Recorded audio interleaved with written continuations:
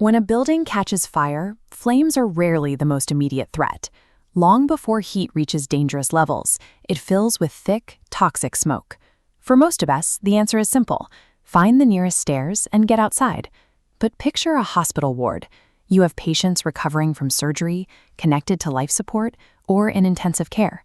Carrying them down multiple flights of stairs in a matter of minutes simply isn't an option. Take a look at this standard hospital floor plan. Instead of moving everyone outside, architects use a strategy called defend in place. Notice these red lines dividing the large floor into smaller enclosed zones. The goal is to move patients horizontally, just rolling their beds into an adjacent safe zone on the exact same floor. For this to actually work, those red lines have to represent physical walls capable of trapping the smoke. They have to hold the line so the air in the safe zone stays completely clear.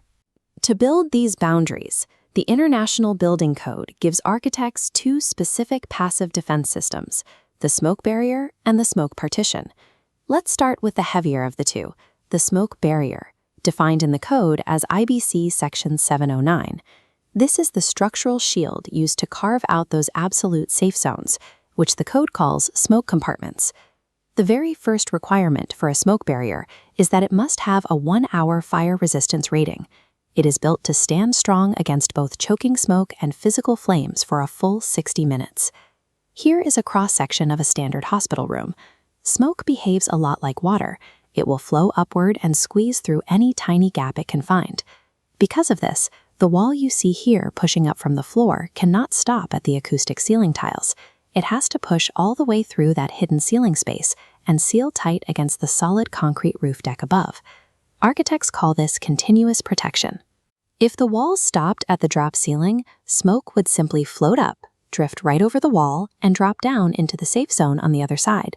Of course, buildings need air conditioning, which means metal ventilation ducts have to poke holes through this barrier.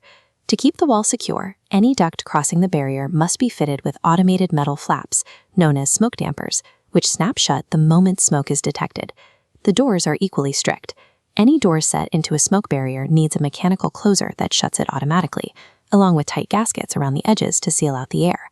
When evacuation is impossible, the smoke barrier acts as an uncompromising floor-to-deck fortress that guarantees a pocket of breathable air. There are times, however, when you need to block smoke, but you don't necessarily need a heavy-duty fire fortress. That is where our second tool comes in, the smoke partition, found in IBC Section 710. Unless another part of the code specifically asks for it, a smoke partition has a 0-hour fire rating. Its only job is to stop the flow of smoke, not the fire itself. You will typically see these lighter walls running along hospital corridors, wrapping around elevator lobbies, or separating smaller care suites. They keep the escape paths clear. Notice the difference in this cross-section. Because a smoke partition is a lighter defense, it doesn't always have to reach the heavy concrete slab. Here, the wall rises from the floor and stops completely where it meets the suspended ceiling. As long as that ceiling is built as a solid, smoke-resistive membrane, the partition is allowed to end right there. It saves materials and makes construction much simpler. Handling the gaps is simpler too. Instead of installing heavy mechanical flaps inside the ductwork, builders can often just use approved caulks and sealants around the edges of pipes and vents to limit the air from passing through. A smoke partition will eventually fail in a severe structural fire, but in those critical early minutes of an emergency, it is a highly efficient way to keep the hallways clear. If you are preparing for your architectural licensing exams, you'll almost certainly be tested on applying these walls in a healthcare facility.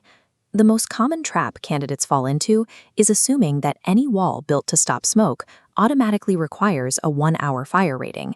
As we've seen, that isn't the case. This 2-column chart lays out exactly how to keep them straight. On the left, we have the IBC 709 smoke barrier, and on the right, the IBC 710 smoke partition. When a test question asks you to create a secure compartment for patients who cannot evacuate and requires a fire-rated wall that goes all the way to the structural deck, you are looking for a smoke barrier. On the flip side, if the scenario asks for a non-rated wall that simply keeps draft smoke out of a lobby or a hallway, the answer is a smoke partition. One final tip. Keep your passive and active systems separate. These walls and doors are passive architectural elements. Don't confuse them with smoke control systems. which refer to the active, mechanical exhaust fans running in the ceiling. Knowing exactly when to apply Section 709 versus Section 710 will definitely help you secure a passing score on your exams. More importantly, it ensures you know how to draw the lines that will one day protect people when they are at their most vulnerable.